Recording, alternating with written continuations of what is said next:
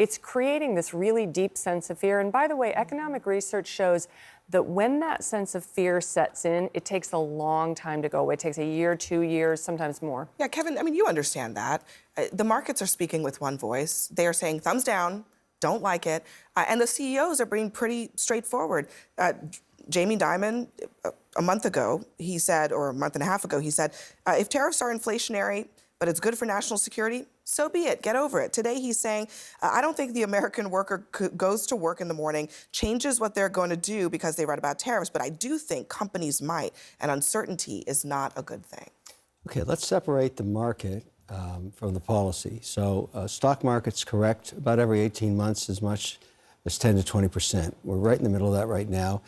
It's actually healthy. I mean, it feels terrible when it's occurring, but corrections have been part of the market for 150 years. So let's get over that. Let's talk about the policy of tariffs. Tariffs in this situation are not long-term yet. Even Ludnick today said he's having the Premier of Ontario tomorrow morning for discussions to bring down the heat on car and electricity issues. The challenge with Canada, which we just talked about, is they have no leader. Trudeau was kicked out on Sunday night at midnight. They're going to have a new leader in 90 days. Ludnick himself said this morning, let's wait till the new person who's going to be prime minister is in place and start a pan-Canadian negotiation. Now, tariffs themselves, nobody understands. If you ask the average person walking down the street, what's a tariff, they have no idea. What Trump is trying to do is to reset the tariff schedules that were set in place after the Second World War in every single country, not just Canada, not just Mexico, but Germany and England and France and Switzerland and India. So it's very simple. Let's say we make sugar, as we do, and India makes sugar, and they put a 110% tariff on our sugar going to India. Why don't we just reciprocate? So what happens in a trade war where tariffs are escalated is I think when both sides say to each other... But I do want to distinguish between what you're talking about, reciprocal tariffs, which he's promised That's coming April 2nd. Yeah, right. He's promised are coming. And what has actually been happening now, which is that Trump claims that they're going to be massive across-the-board tariffs on two countries that we have a trade agreement with. I know you don't like Trump's style. No. You haven't liked it for 12 years. I don't want people to be confused, is what I'm saying, about what we're talking about here. What the markets are reacting to right now is Trump saying 25% on Mexico and Canada, and then the next day saying, oh, never mind, 50% on steel and aluminum, and then on the next, and then 6 hours later, oh, never mind. But that's what they're reacting to. Look, I don't think you can write off what is happening in the market right now as just a correction. One. It is a correction. Two, Americans may or may not understand tariffs, but you know what they understand? They were promised that egg prices and other prices were going to go down. And what they're watching in the market, which seems to be a reaction to tariffs, is their retirement funds disappear. And they're making it very clear that they hold one person accountable.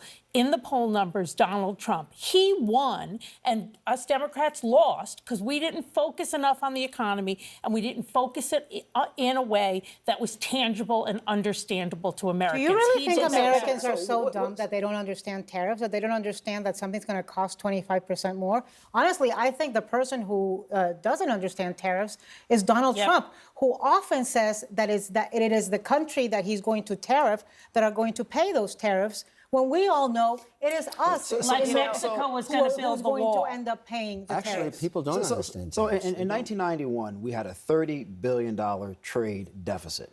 Fast forward to 2022, $950 billion. That's a 3,000+% increase.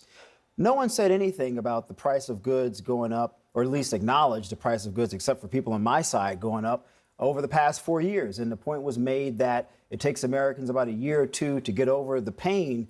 Well, I guess it's going to take an additional 4 or 8 years for them to get over the previous 4 years. I think the president is right to attempt a reset as it pertains to our trade. I spent, an hour on my way up here looking at all these old articles coming out of liberal outlets over the past 10, 15, 20 years, talking about the disaster free trade has had on middle-class America, how it's destroyed manufacturing in this country, how once upon a time the Rust Belt was thriving, now it's in decay. You can't blame that on Donald Trump for wanting to focus and put a microscope and saying, wait a minute here, we have left a significant percent of our fellow Americans behind. Let's fix that. I want to respond to this because, it's a little more nuanced. I have, I've written some of those articles, and I've written 3 books actually about the problems with the neoliberal trading system. But there is a difference between doing what Trump 1 did, which is, raising the scrim on the global trading relationship, particularly between the U.S. and China, and saying there's a problem, we have to rebalance. If you're going to do that, you need to have your allies with you. And that's what Biden did. He came in and said, we're going to keep some of those tariffs. Yes, he did. And I'll tell you, give me a minute. Yeah, I'll explain. please. He came in and he said, we're going to keep some of those tariffs in place, but we're also going to have an industrial strategy where we start working with allies to try and figure out how to rebuild, parts of the manufacturing industry. We're trying to retrain workers. How effective was the strategy? The chips industry, for starters, in 18 months. Looking at the economy over 4 years, it was a disaster. Let me just, please. In 18 months, the Biden administration brought back semiconductors, which hadn't been in this country in 50 years. That's no small thing. Back to what Trump's doing this time.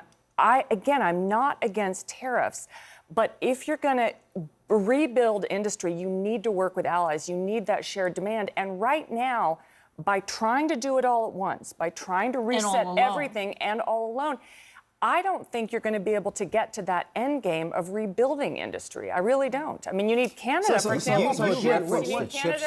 You referenced the Chips and Science Act.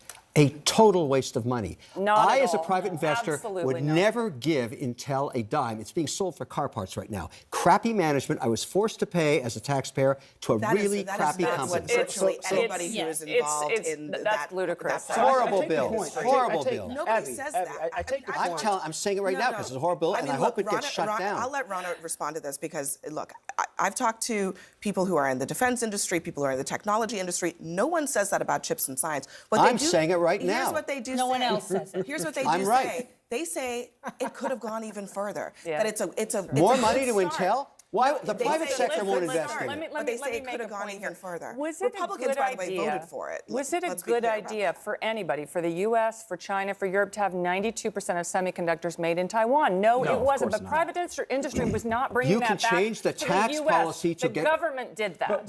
Never pick companies. I take that point. I actually don't disagree. You've even had companies as of this year saying that they're going to invest further in chip development within the U.S. Very good So I thing don't for this disagree with country. that. Again, the premise of the argument that I'm making here, though, that's one particular sector. We're still behind significantly as it pertains to manufacturing writ large. And to put a spotlight and focus on that to at least return some of that back to the United States, I'll tell you what's I don't not think it's going to help necessarily a bad thing. manufacturing. If Canada starts making the factories in the upper They Midwest rely more on pay us than spot we do on them. prices for energy. Canada because relies you're- more on the because US Trump than the is US not relies on working Canada. with allies that it's such low-hanging fruit. China's laughing all the way to the bank on this, by the way. They're just looking out. Because the last time I looked at their economic condition, it doesn't look very great. You should know that. You know what they play? Oh, hello.